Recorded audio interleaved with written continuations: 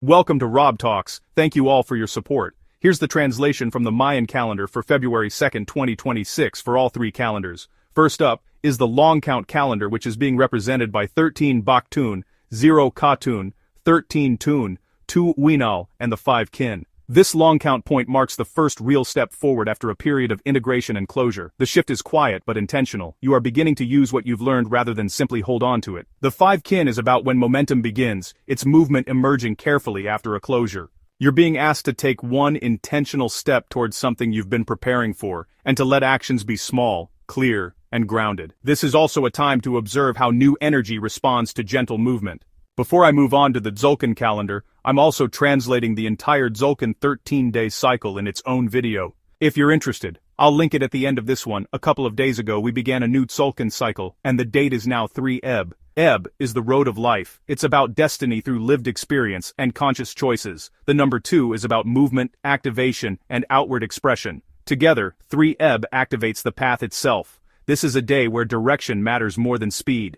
You are reminded that destiny is shaped by daily choices and not dramatic leaps. Remember, movement begins, not away from who you are, but along with who you are becoming. You are being asked to make a small decision that aligns with your long-term path and to choose progress over perfection. Also, this is the time to notice where life is nudging you forward. Now, let's see what the Hob calendar has to say. Today's date is 0 Xul. Xul is about letting go. It's the transition between forms and surrender before renewal. Day 0 is a threshold day, the energetic reset before movement. Collectively, 0 Xul reflects a liminal doorway. The purification of Sek has ended, and now the system pauses briefly before moving into a new energetic terrain.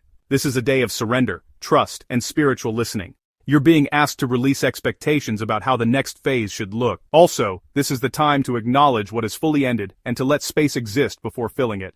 Now let's look at what the collective message is from all three calendars. Here's the meaning of each calendar summed up. The long count reflects gentle activation after a completion, and the Tzolk'in is about destiny beginning by moving through conscious steps. The Hob calendar reflects a sacred pause and a surrender before the next cycle. Together, this is a threshold day, where movement begins, but only after release is honored. Collectively, this is a moment of quiet transition. The old cycle is closed, but the new one hasn't fully declared itself yet. Many may feel suspended between what was and what's coming. The wisdom today is patience. You're being asked to honor the pause, as direction clarifies when surrender leads. This is a time when you don't need to see the entire road, only the next honest step. Trust that release has made room for alignment, and to know what moves now, moves with integrity. This is a moment to let your path unfold naturally. Here is an affirmation reflecting today's calendars, but please first remember to give us a thumbs up and to subscribe to help us grow. Thank you. Now here's the affirmation. I trust my path. I move forward gently, guided by wisdom and surrender.